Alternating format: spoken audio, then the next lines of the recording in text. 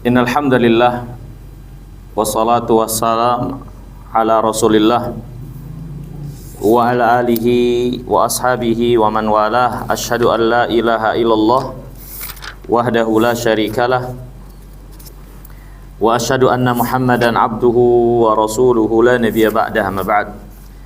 Hadirin yang dimuliakan Allah, alhamdulillah kembali Allah pertemukan kita di kesempatan malam hari yang mulia ini dengan nikmat dan karunia-Nya. Kembali Allah mudahkan kita di dalam kebaikan. Semoga Allah menambah taufik dan hidayah-Nya, dan semoga Allah menerima amal ibadah kita sekalian. Dan tentunya tidak ada nilai dan bagian kehidupan kita kecuali apa yang diisi dalam ibadah kepada Allah, dalam kebaikan dan takwa. Allah Subhanahu wa taala berfirman, "Al-mal wal banun zinatul hayatid dunya wal baqiyatus salihat khairun inda rabbika thawaban wa khairun amalan." Harta dan anak-anak itu adalah perhiasan dari perhiasan dunia, sedangkan yang kekal dari amal saleh itulah yang lebih baik di sisi Allah dan sebaik-baik yang kita harapkan kepada Allah Subhanahu wa taala balasan kebaikannya. Hadirin yang dimuliakan Allah, dalam pembahasan kita Riyadhus Shalihin, kita masih di bab 34, di mana dua pertemuan yang pertama kita membahas tentang fitnah wanita, yaitu penjelasan kapan dan bagaimanakah seorang wanita menjadi fitnah ya, untuk kehidupan dunia ini. Dan Nabi SAW serta di dalam Al-Quran pun telah menjelaskan mereka sebagai fitnah secara khusus. Maka bagaimanakah keadaan wanita itu terhitung atau berada pada keadaan menjadi fitnah bagi kehidupan ini? Dan itu yang menjadi pembahasan kita di kesempatan yang lalu. Kemudian yang kedua, pertemuan yang kedua kita membahas tentang sebaik-baik perhiasan dunia. Kapan seorang wanita menjadi sebaik-baik perhiasan dunia yang menghiasi warna-warni kehidupan dunia ini.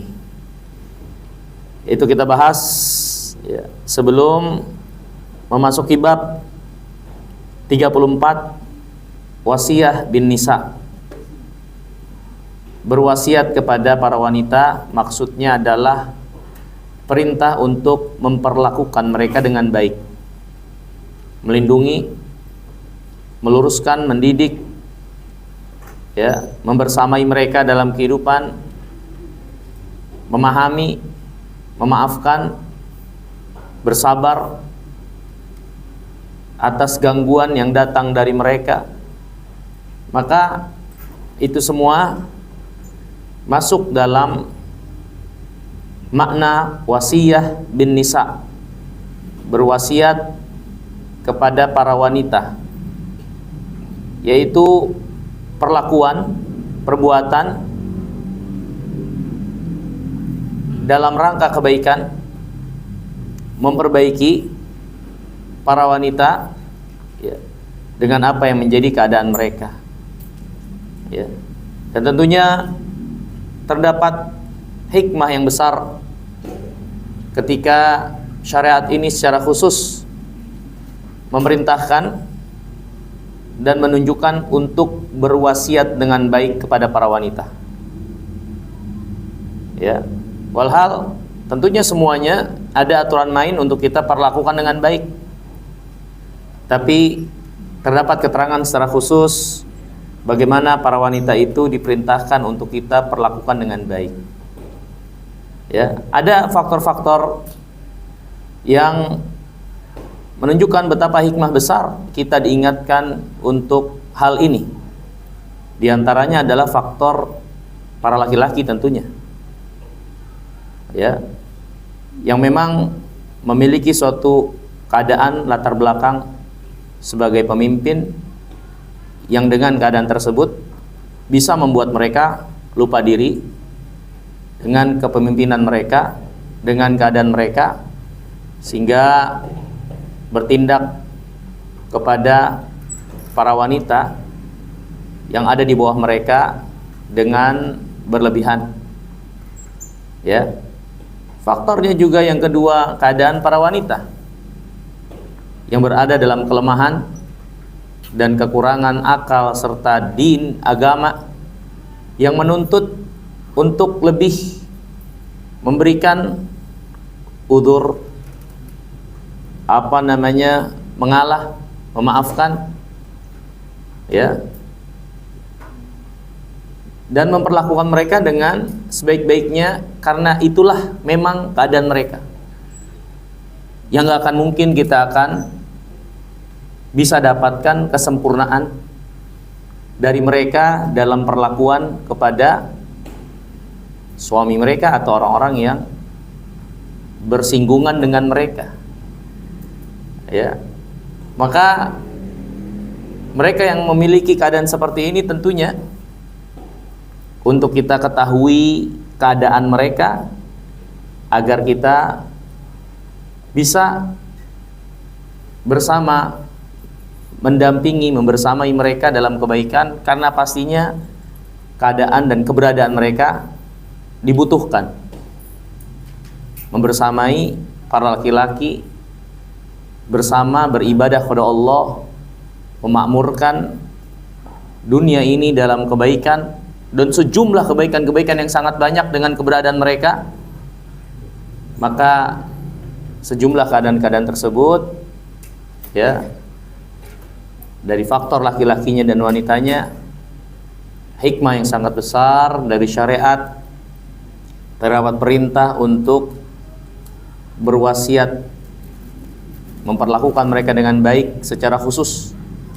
Ya, ini hadirin yang dimuliakan Allah. Mari kita perhatikan ayat dan hadis yang dibawakan oleh Imam An-Nawawi rahimahullah terkait masalah ini, bab al-wasiyah bin nisa, wasiat kepada para wanita. Yang pertama dibawakan oleh penulis firman Allah dalam surah An-Nisa ayat 19, di mana Allah berfirman, wa ashiruhunna bil ma'ruf, wa ashiruhunna bil ma'ruf. Ya, ashiru ilmu asyarah ay ilmu sahabah wal muamalah. Yang dimaksud muasyarah di sini adalah membersamai, memperlakukan.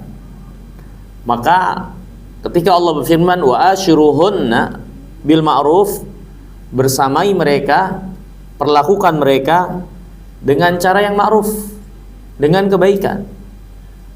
Dan kebaikan yang dimaksud di sini adalah kebaikan yang dikenal, ditunjukkan oleh syariat. Itu yang jadi tolak ukur utamanya. Apa-apa yang ditunjukkan, diarahkan, diperintahkan oleh syariat sebagai suatu kebaikan, itu adalah kebaikan. Itulah kebaikan. Itu yang disebut dengan perkara yang ma'ruf, dan itu adalah tolak ukur pertimbangan utama. Akan tetapi tidak keluar dari perkara yang disebut dengan ma'ruf atau kategori ma'ruf. Yang dimaksud di sini adalah apa-apa yang menjadi kebaikan, yang dipandang, yang diakui, ya, oleh manusia, masyarakat, atau suatu masyarakat, atau suatu keadaan di masyarakat, atau suatu tempat di masyarakat. Ketika mereka memandang dan menilai itu baik, maka itu juga masuk ke dalam perkara ma'ruf, bisyart, dengan syarat tidak bertolak belakang dengan nilai syariat. Jadi sesuatu yang masuk dalam kategori ma'ruf tolak ukur perhitungannya yang pertama adalah apa-apa yang ditunjukkan oleh syariat. Jelas apa yang datang dari syariat pasti ma'ruf, pasti kebaikan. Yang kedua, dalam masalah muamalah seperti ini, masuk dalam kategori ma'ruf juga adalah apa-apa yang dipandang, dikenal, dinilai sebagai kebaikan oleh manusia, atau di suatu tempat, atau di suatu wilayah, atau di suatu zaman, karena bisa jadi berbeda-beda. Selama tidak bertolak belakang dengan syariat. Kalau itu menurut pandangan adalah kebaikan, maka itu diperhitungkan juga oleh syariat sebagai kebaikan. Selama tidak bertolak belakang dengan syariat. Contoh misalnya, dan ini tadi saya jelaskan, bisa jadi tolak ukurnya dari pandangan manusia yang ada berbeda-beda dari satu tempat, satu zaman, satu generasi. Contoh misalnya, kita orang Indonesia mengenal, mengakui sebagai satu kebaikan, ma'ruf, seorang memanggil orang tuanya dengan sebutan panggilan kebapaan, ayah, bapak, kan gitu. Nah, di luar negeri, sebagian uruf mereka manggil bapak itu namanya aja, namanya Bon-Bon, manggil Bon, ya, dan itu sopan menurut mereka. Uruf mereka itu sopan. Syariat bertolak belakang nggak ada ketentuan secara khusus, ya, dalam syariat memanggil orang tua itu. Maka ini yang dimaksud. Kalau suatu uruf, kebiasaan adat manusia tidak bertolak belakang dengan syariat dan mereka pandang itu baik, itu masuk dalam kategori ma'ruf. Tapi ketika masyarakat menilai, memandang itu adalah ma'ruf, kebaikan, akan tetapi di saat yang sama bertolak belakang dengan syariat, maka pandangan manusia itu batal dan tidak boleh dijadikan rujukan serta pertimbangan. Contoh, di sebagian tempat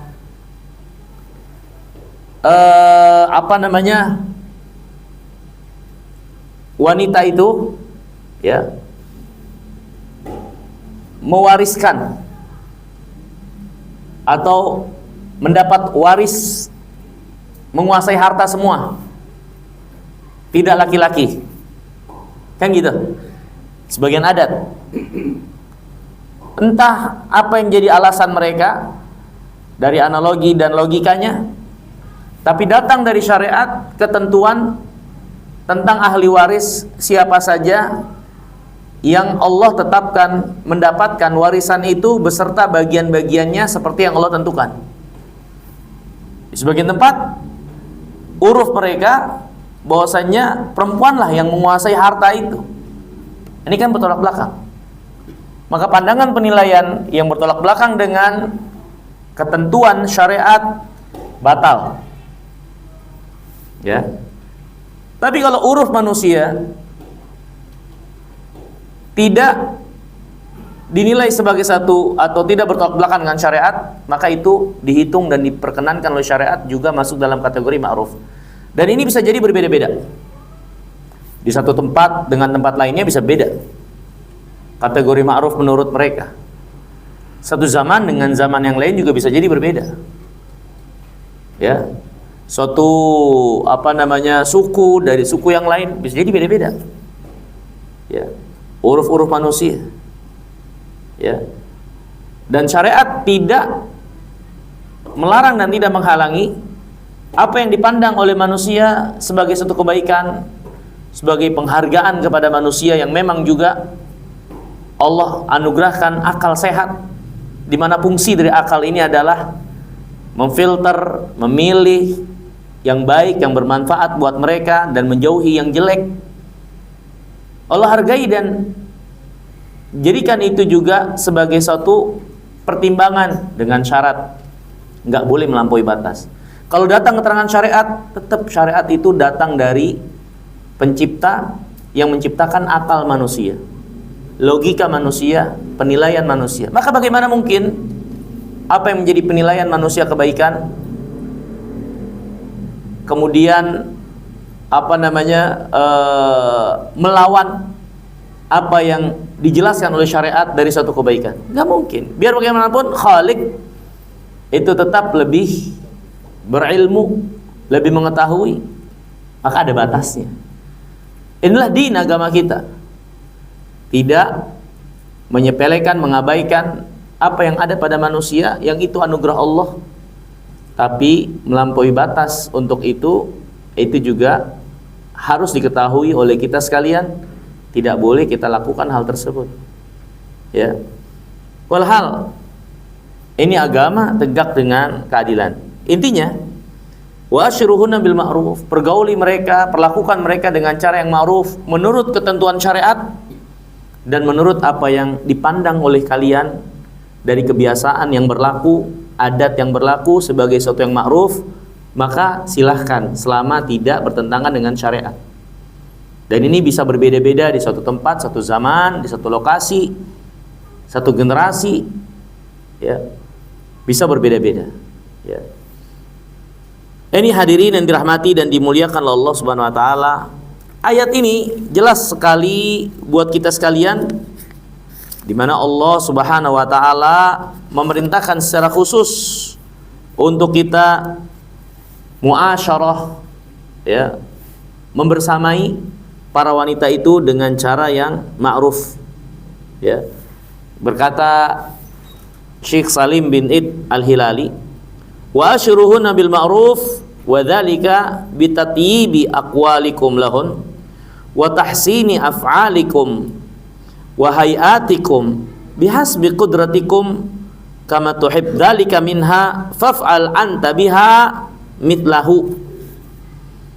Kata Syekh Salim bin Id Al-Hilali, pergauli mereka dengan kebaikan, yaitu dengan kalian bertutur kata sebaik mungkin kepada mereka, ya, berperilaku sebaik mungkin memperlakukan mereka, berkeadaan sebaik mungkin untuk mereka sesuai dengan apa yang menjadi kemampuan kalian, sebagaimana kalian suka itu kalian dapatkan dari mereka. Kalian suka mereka berkata yang baik kepada kalian, berperilaku dan berkeadaan baik kepada kalian, maka perlakukan mereka juga dengan hal yang sama. Ini yang dimaksud dengan muasyarah, yang menunjukkan adanya at-tabadul, yang menunjukkan adanya take and give, ya. Ini sama-sama saling memperlakukan. Ya, ketika engkau suka diperlakukan seperti itu, perlakukan juga sebagaimana hal yang sama kepada mereka.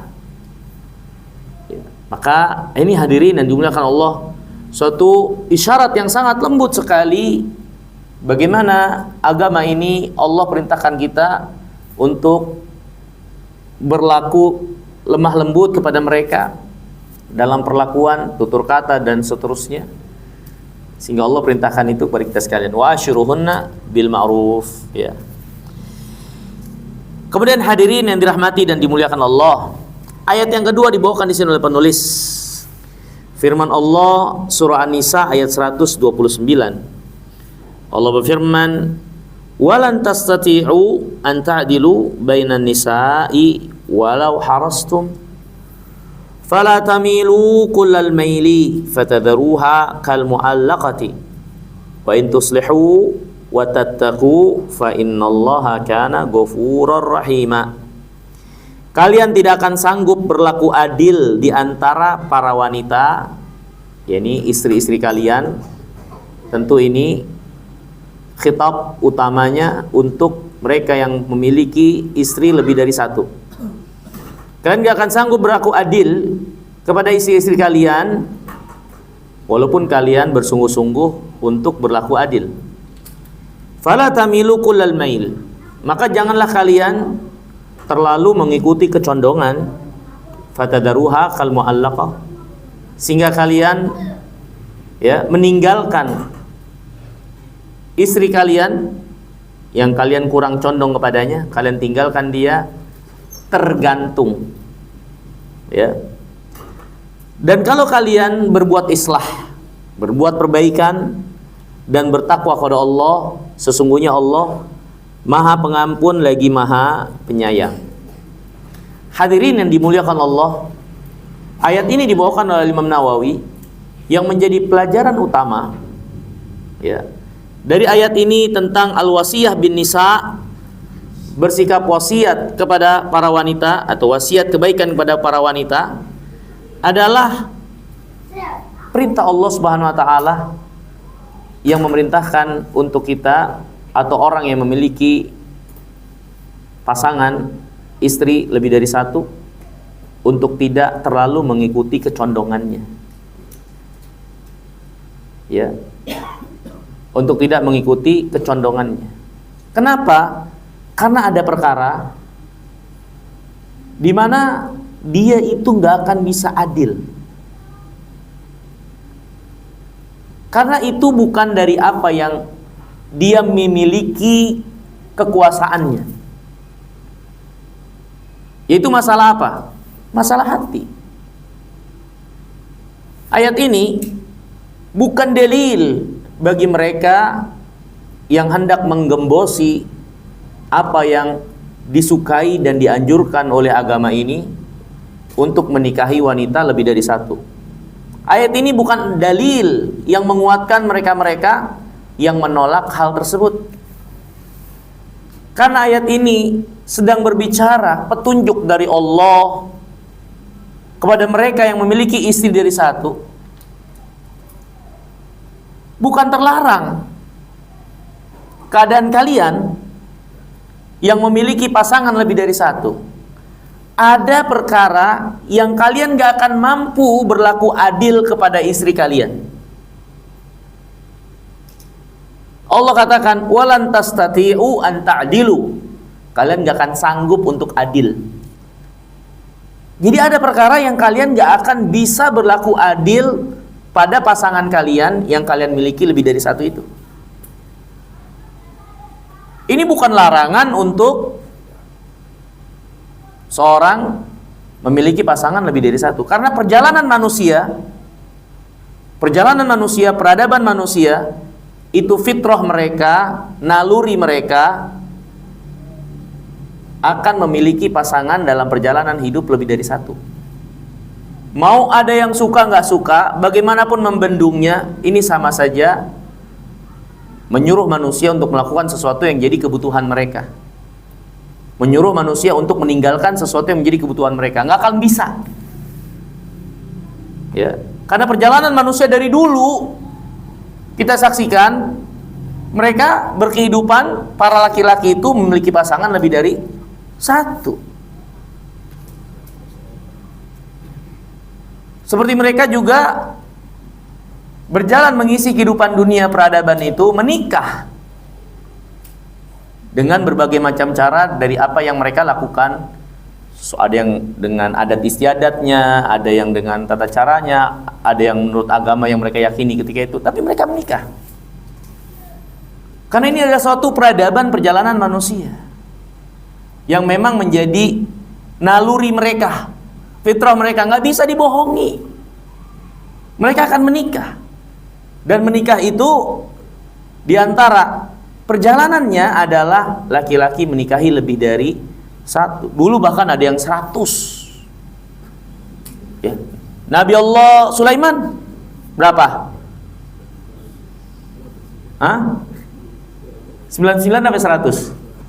100. Nabi Sulaiman, istrinya semua itu. Ya. Dan raja-raja terdahulu, wah itu banyak. Ya. Selain raja-raja juga banyak. Jadi itu adalah naluri perjalanan manusia yang menjadi perjalanan kehidupan mereka, nggak bisa dibentuk. Makanya kita lihat, ya, yang nggak ngaji, yang nggak tahu syariat ini, bininya banyak tuh. Jangan nyalain yang ngaji, lo jangan ngaji di situ lo tar bini lo banyak. Karena ustadznya ngajarin, enggak, yang nggak ngaji justru yang ngamalin, yang ngaji pada takut.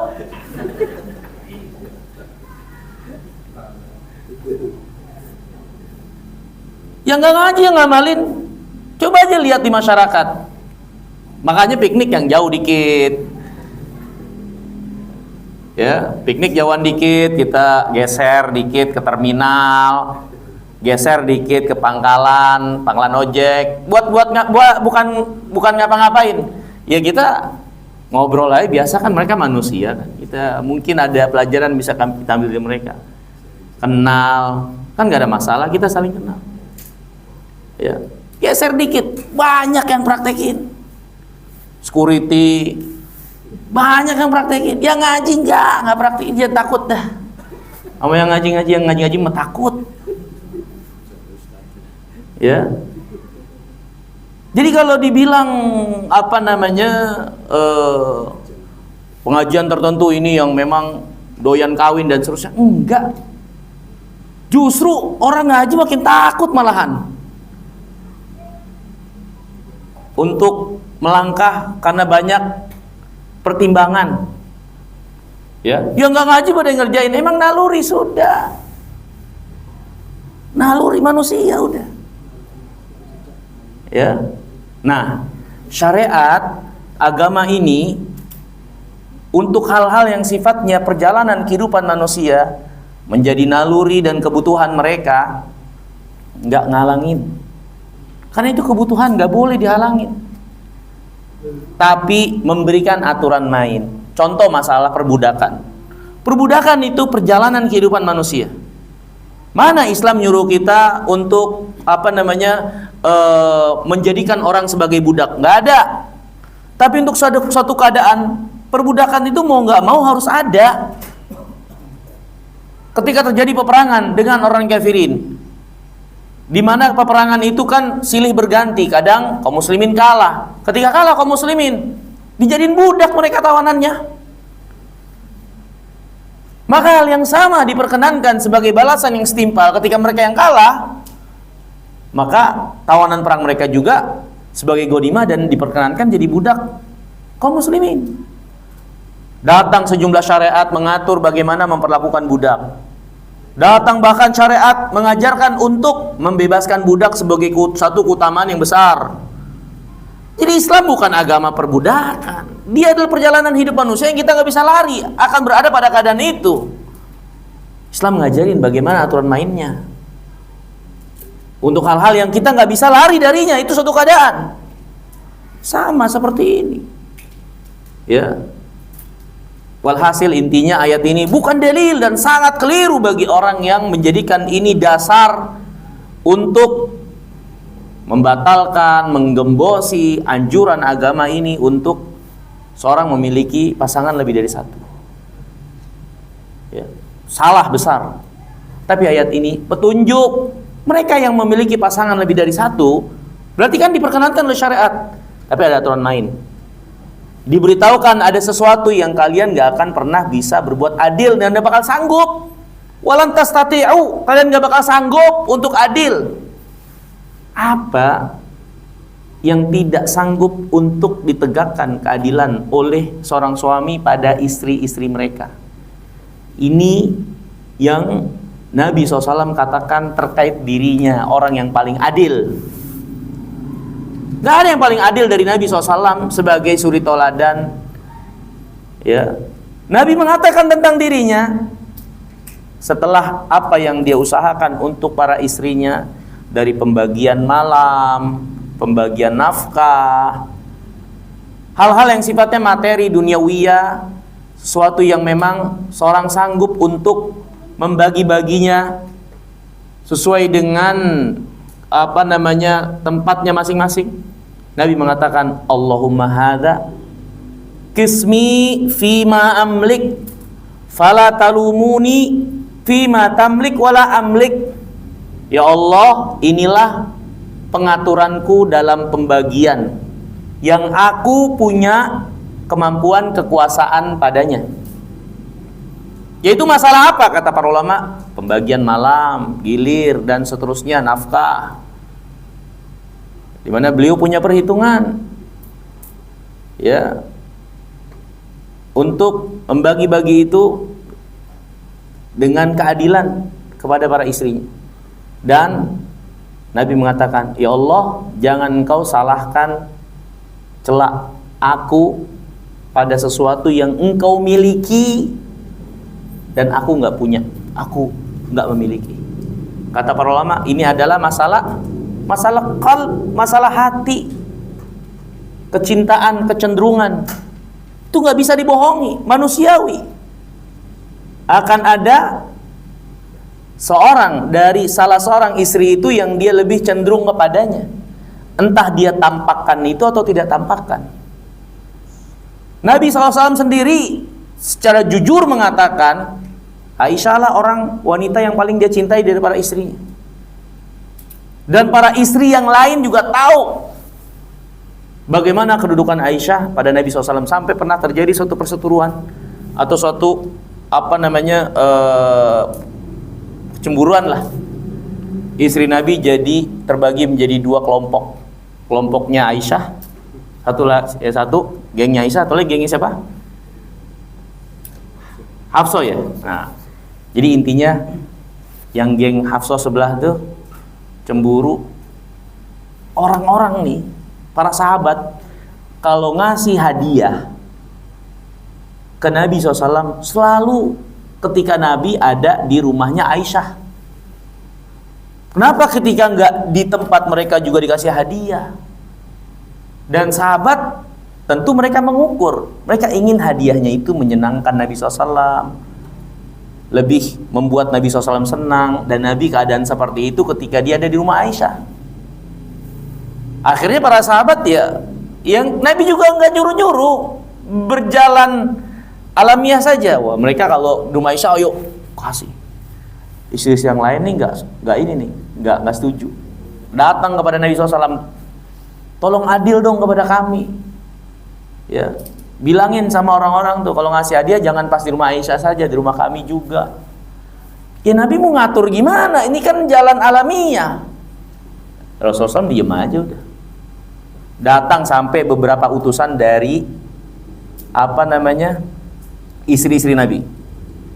Ya, sampai mereka merayu Fatimah yang bicara kepada Nabi, tolong bilangin Nabi SAW tidak memperdulikan itu, karena itu juga bukan dia yang nyuruh-nyuruh. Ya, Fatimah akhirnya bilang kepada para istri yang nyuruh dia, nggak bisa, udah bapaknya nggak bergeming. Akhirnya yang terakhir datang siapa istri Nabi SAW? Zainab datang. Kata Aisyah, Zainab tuh orangnya baik. Dia sebutlah, dipuji-puji tuh Zainab, memang ahli ibadah dan seterusnya. Tapi Zainab itu kalau ngomong suka tajam, pedes. Nah ya pedes. Ya kalau ngomong dia suka pedes. Oh, ketika itu di depan Nabi SAW ada Nabi, ada Aisyah, ada Zainab. Wah, Zainab ngomong pedes ngomongnya. Nabi SAW diem aja udah. Ini pada ribut nih, diem aja udah. Aisyah lihat ke wajah Rasulullah SAW, nunggu momen. Dia dalam posisi udah dizolimi nih dengan perkataan Zainab yang pedes itu. Dia lihat Nabi isyaratkan gak kalau dia itu suka untuk saya balas. Kalau dia isyaratkan suka balas, saya balas nih. Nunggu momen dia. Dia tahu kan raut muka suaminya itu, mana yang dia suka. Wah, dapat kesempatan itu langsung Aisyah dibalikin tuh omongan. Diem Zainab gak bisa jawab. Nabi SAW terus bilang apa? Ini baru nih anaknya Abu Bakar. Kelar udah. Udah, dia juga gak mempermasalahkan tuh pada ribut-ribut, biarin aja depan muka dia. Nabi kita yang Muhammad SAW. Ya. Maksudnya ini Rasulullah SAW. Ini gak bisa. Para sahabat juga udah tahu tuh. Itu perkara yang tersebar kalau Rasulullah SAW tuh lebih seneng, lebih antusias ketika pas gilir Aisyah. Nggak bisa. Makanya Nabi mengatakan, jangan celak saya ya Allah, yang kau miliki yang tidak aku miliki. Masalah hati, udah gimana? Soalnya nggak tercela untuk apa yang menjadi kecondongan yang lebih kepada salah seorang istrinya, tidak yang lain. Ini berjalan menurut apa yang menjadi kehendak Allah. Sudah. Allah Subhanahu wa taala memberi petunjuk, fala tamilu kullal mail. Kamu nggak akan sanggup tuh adil dalam masalah itu, ini dalam masalah hati. Tapi jangan terlalu mengikuti kecondongan. Ya.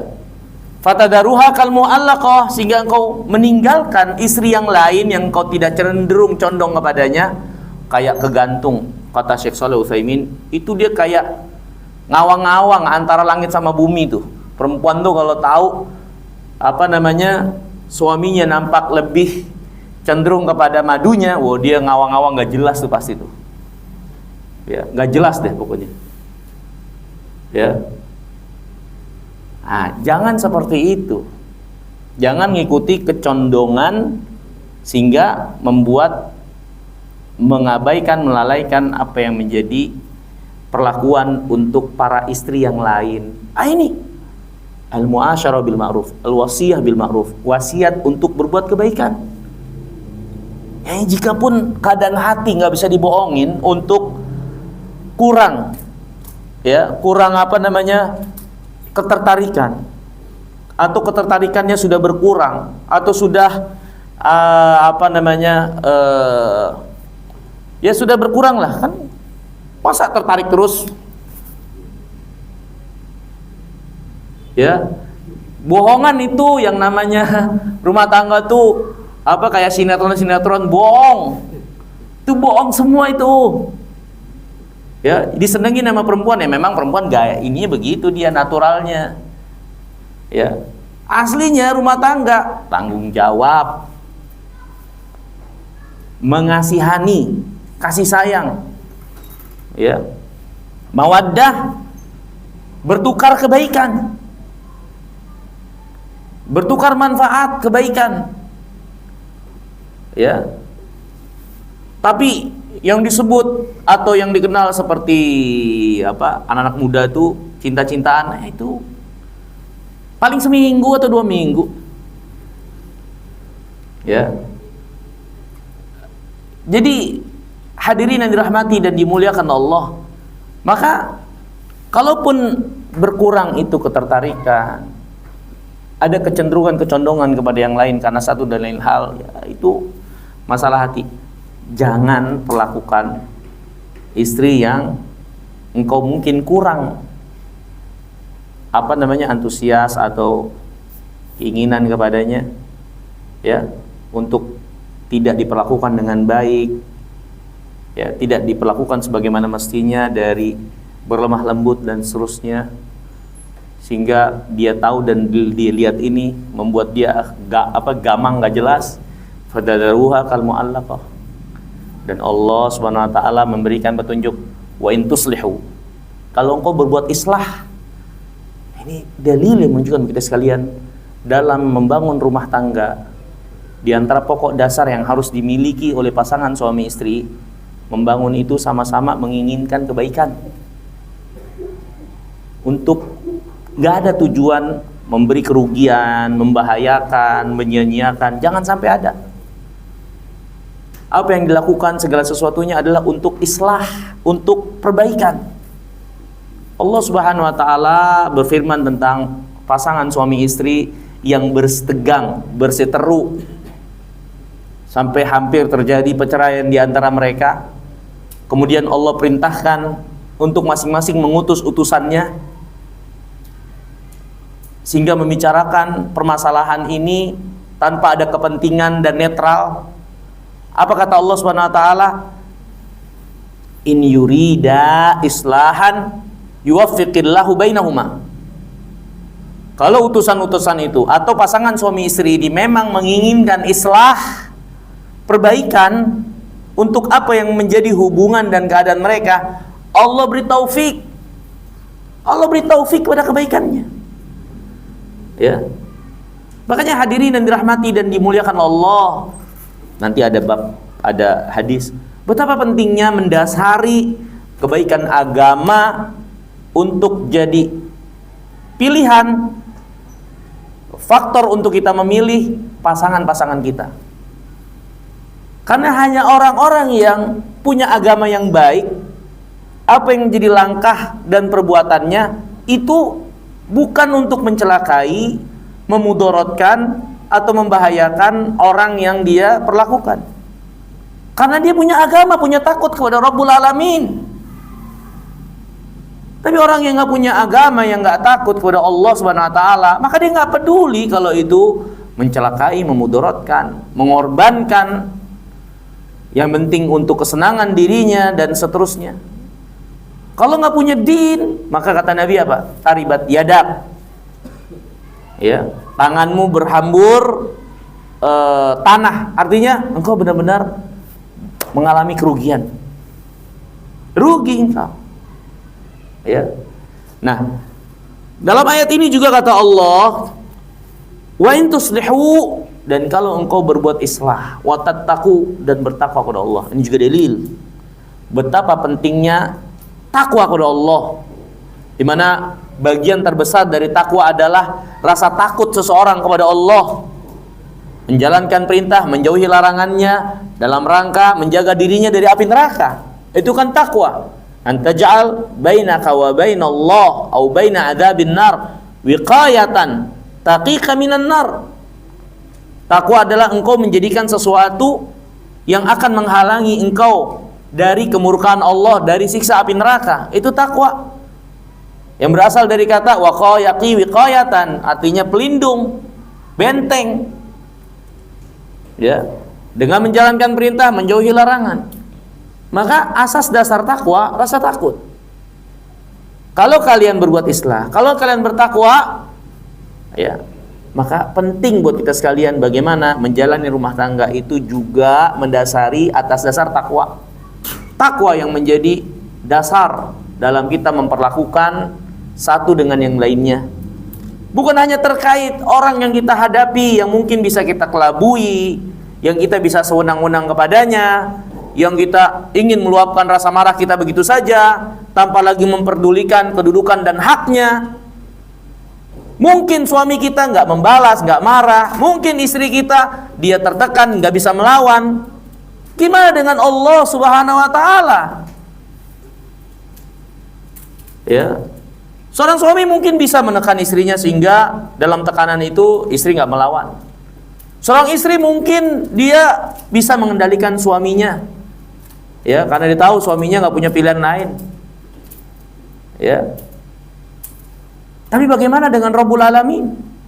Bagaimana dengan Allah yang dia telah menyia-nyiakan suaminya, menyia-nyiakan istrinya pada aturan main yang Allah perintahkan untuk dia perlakukan pasangannya. Allah dalam surat Talaq, dalam surah At-Talaq, ketika membicarakan tentang rumah tangga, perceraian dan seterusnya, di tengah-tengah ayat Allah berfirman, "Wa man yattaqillaha yaj'al lahu makhrajan wa yarzuqhu min haitsu la yahtasib. Wa man yattaqillaha yaj'al lahu min amrihi yusra." Siapa yang bertakwa kepada Allah, Allah berikan rezeki dari arah yang tidak dia sangka-sangka. Allah berikan jalan keluar. Siapa yang bertakwa kepada Allah, Allah jadikan urusannya jadi mudah. Menarik buat kita. Ini lagi bicarain rumah tangga, apa perseteruannya sehingga terjadi perceraian, menjelaskan tentang hukum bagaimana perceraian itu batasan waktunya. Di tengah-tengah Allah jelaskan tentang takwa, menunjukkan kita sekalian betapa penting takwa itu menjadi modal dasar pasangan suami istri untuk menjadi satu perilaku sikap yang mendasari ketika memperlakukan satu dengan yang lainnya. Kalau enggak, maka banyak hal-hal yang mungkin tidak menyamankan dalam rumah tangga itu. Ya. Kemudian kata Allah, fa innallaha kana ghafurur rahima. Kalau engkau ingin berbuat islah, perbaikan, bertakwa, Allah Maha Pengampun lagi Maha Penyayang. Allah akan mengampuni kesalahan-kesalahan kalian, dan Allah Maha Penyayang akan memberikan taufik kepada kalian apa yang menjadi hubungan di antara kalian dan pasangan kalian. Ini hadirin yang dimuliakan Allah.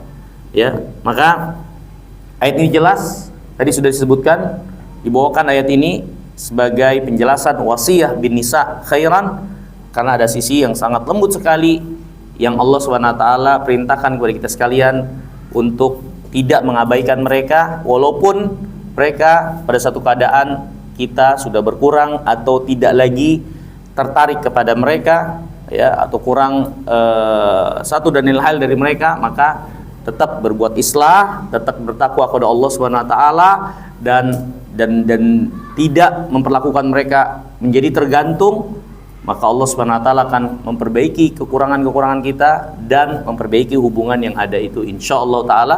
Mungkin ini yang bisa kita pelajari, kurang lebihnya saya mohon maaf. Semoga yang sedikit ini bermanfaat. Aqulu qouli hadza wa astaghfirullah li wa lakum wa akhiru da'wana alhamdulillahirabbil alamin. Wassalamualaikum warahmatullahi wabarakatuh.